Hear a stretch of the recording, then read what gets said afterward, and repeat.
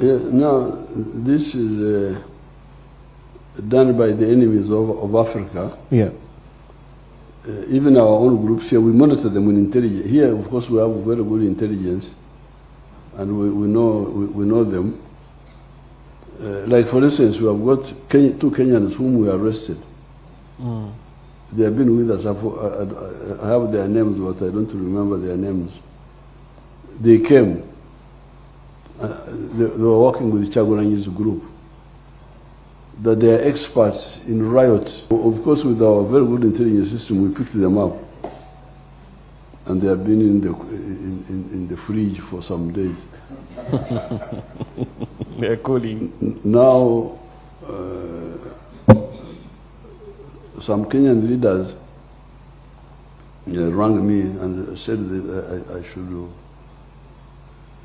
hand them back I should either put them in jail here or hand them back. So we are going to, but you could see we are monitoring all of them. They all have connections with foreign countries, foreign groups funding them what these foreigners apparently want. Like Uganda, they are very worried about Uganda. Uganda is moving. Very strong. Industry is growing. We don't lack anything. We have all the food, we have all the raw materials, we have all the industrial products. We are now going to get our oil. So they are very worried. And some of them have been talking with our confused people. That they should have contracts, how to control our national parks, how to do this, how to do that. So those are the groups sponsoring these children to do bad things. But they are easy to deal with. For us, we have no problem. We dealt with they've been trying to do it for a long time. They've been twagala kocha Kampala. We are not going to coach. So we pick them. Then after some time, they will release them. It's no problem at all for us. Because you remember, like the other time, there was Taja Koraila.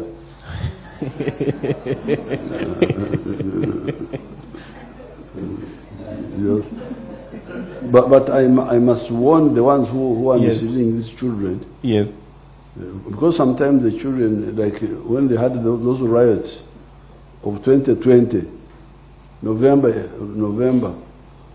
think it was November 18th. Oh, yes.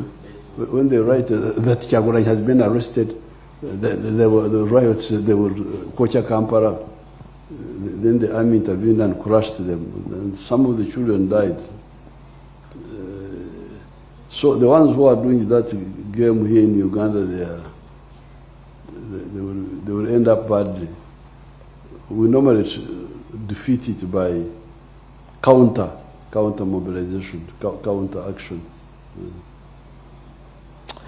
Thank you. But what they want is to control the resources of Africa. Because Africans also may make their own mistakes, but even if they make mistakes, why do you riot? Because you see, when you may burn Museveni's house, thinking that this is Museveni's house. That Museveni's house is not Museveni's house. Museveni is just there as an agent, but it is our house.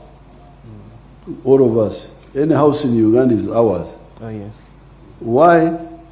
Because the cement that built it paid tax. Oh, yes. And the tax which the cement paid, the mtaimbwa,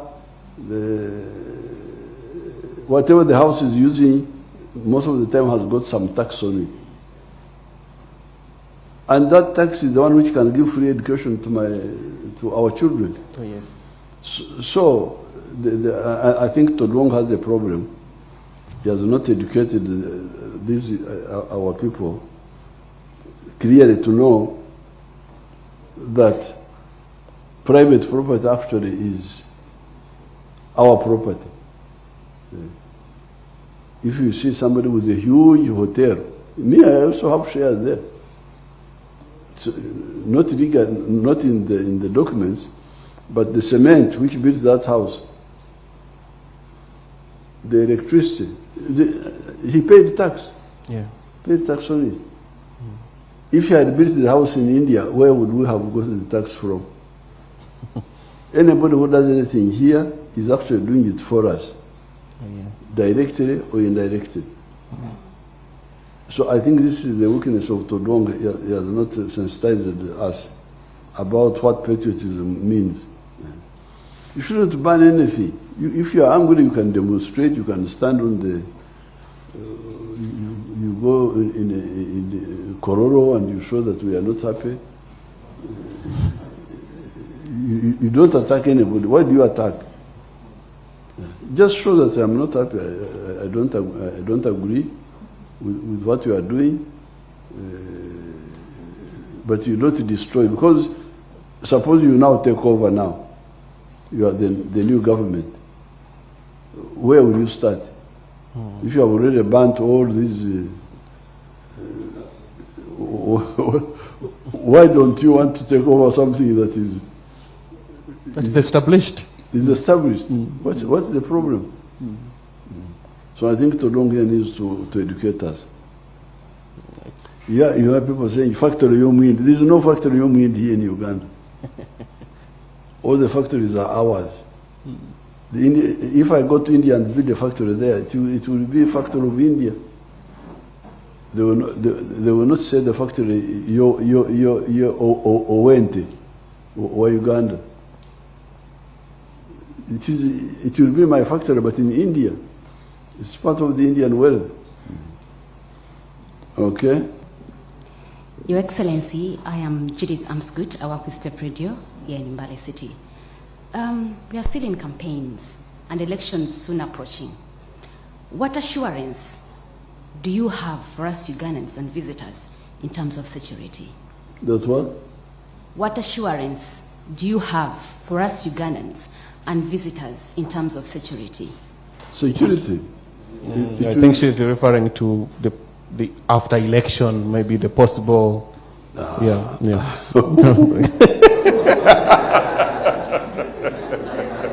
No, nobody can play it around here. You go and play those games in other parts of Africa, but not here.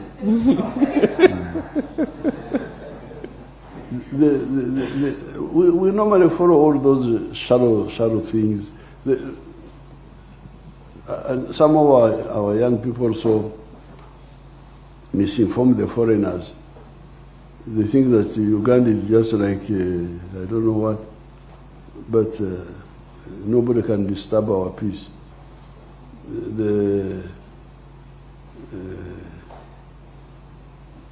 Anybody who disturbs, we shall just pick him on. That's the end of the story. And we are very strict also. We are with our lawyers. We no longer want this game. Somebody has done a bad thing, then he's given bail. Comes like a game. We are insisting that please, and I'm glad even the courts are quite serious now. They no longer give bail to all these wrongdoers. Nobody will disturb our peace. If anybody tries, we shall easily deal with him. You saw what happened to people who came from near the border in Congo. They were finished in a very short time. Okay, Mwanya Navi.